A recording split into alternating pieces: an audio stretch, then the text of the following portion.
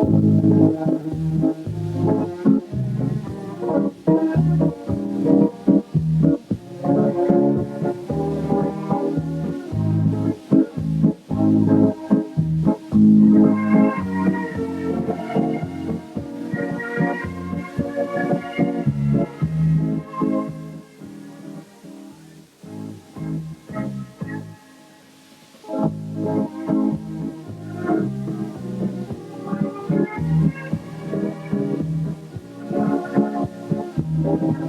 evening. Welcome to the Islanders. Thank you for joining us again this evening. Tonight we have a special program.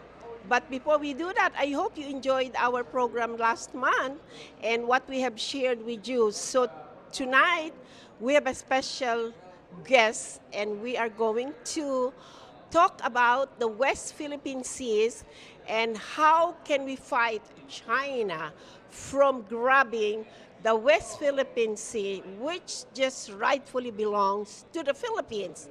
And we have been working hard to be able to get this back, that the Chinese government and China is trying to grab and to intrude in our country. So let's talk to Atty Rodel Rodis, our president of U.S. Pinoys for Good Governance, and we are going to talk about the West Philippines Sea. We'd like to welcome again Atty Rodel Rodis, who is the president of U.S. Pinoys for Good Governance. Let's hear from him the current issue on the West Philippine Sea and where we stand on this issue. Welcome to Islanders, Atty Rodel Rodis. Thank you for joining us. Thank you, Chirito. I'm Tell us very about pleased. West Philippine Sea, the current issue we are talking about. Well, right now, there are several concerns that we have. One is that China is building a military base on Mabini Reef, which is in the Calayan Island group. We have seen photos of when they started and when they are now, and looks like in another 2 years they will have finished the entire reclamation of that what used to be just a few rocks protruding, because those are shoals. Now they're building a 1 mile long airstrip. And once China builds an airstrip on Mabini Reef, which is Philippine territory, then they can go anywhere in the Philippines with their jet planes and with their ships, that the Philippines is now fair game. So that concerns us. They're also building lighthouses and other facilities in other Philippine islands, because we're all anticipating that the United Nations petition that the Philippines filed with the International Tribunal on the Law of the Sea is going to be favorable to the Philippines. It will show that China is encroaching on Philippine territory. But the problem is that possession is 90% of the law. And if China possesses all of these islands, it will be very hard for the Philippines to dislodge them, even if we have a United Nations decision. So that worries us. And the other thing that worries us is that Ayungin Shoal, we have one ship, the Sierra Madre, which has about 8 to 12 Filipino Marines who are guarding Ayungin Shoal. Their deployment is coming up this October, which means they have been there for about 7 months.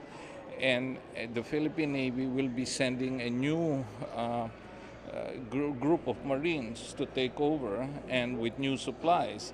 The last time around, Chinese ships were able to block the first group that came, and the second group that came was able to slip through. Our fear is that China will now have more ships guarding Ayungin, because they know the Philippines will be sending a replenish.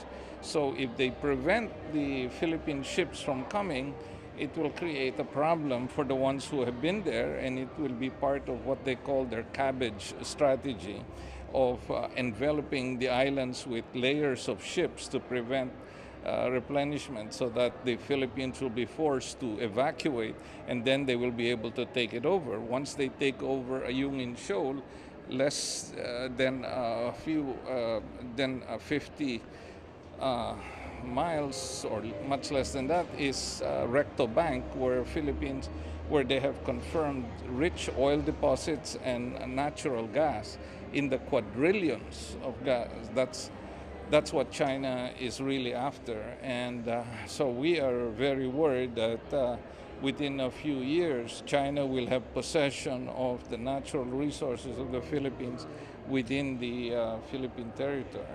That is really frustrating, and China is so stubborn. And after everything that we have done, rallies, all this, and now we are ready to have petition, like during our last conference, just as an individual to petition.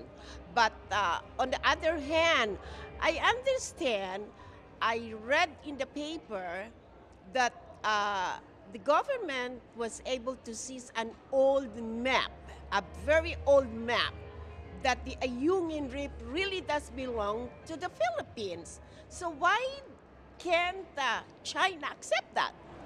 Well, China is not interested in the facts. I mean, it took over Nepal, Tibet, even if it has none, because it is in their core interest. I mean, in other words, they're looking at what is in their economic and political interest. They're a rising power. Rising powers need territory. They need to be able to expand. China needs fuel, needs energy to fuel its expanding economy. So they're looking everywhere, and they see that the Philippines has it. So it's a matter of taking over those islands, and it doesn't matter. They have veto power in the United Nations, so the UN cannot issue a decision like it did with the Korean War. Yes. So they're taking advantage. For China, its might is right. If they have the might and the power, the Philippines does not, then they're going to start gobbling up all of the islands. It's just really unbelievable, Rodel, and I really don't know what else we can do. Well, What else can we do? right now, in the last week or 2 weeks, China has also moved into occupying land that belongs to Indonesia. So now you have Indonesia beginning to feel what the Philippines has been feeling for the last 12 years. So it's a matter of forming an alliance now between, with or among the countries in the ASEAN, where China is invading parts of that. So an alliance between the Philippines, Vietnam, Indonesia, together with Japan and other countries, that's what needs to be done, because alone we cannot fight China, but with an alliance among many other countries, hopefully it can show China that there is a cost to its invasion.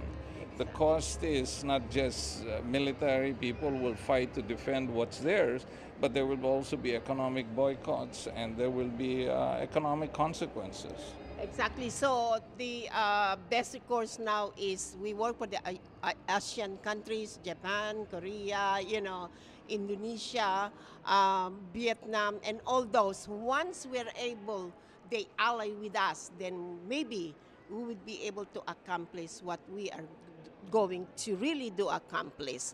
And so the latest that now the U.S. Pinoy for Good Governance, please tell the viewers our other steps in order to continue our efforts and to continue our goal and mission in saving the West Philippine Sea.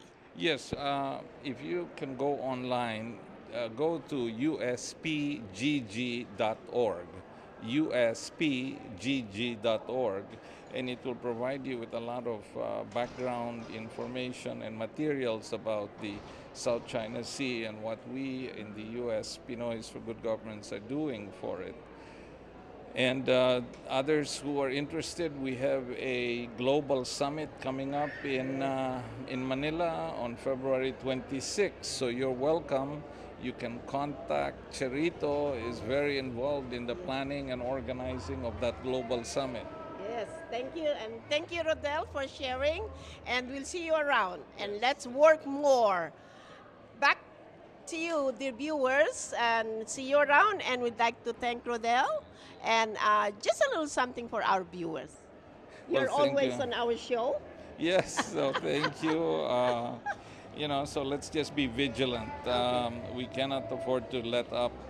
We need the Filipino people need the support of the global Filipino community.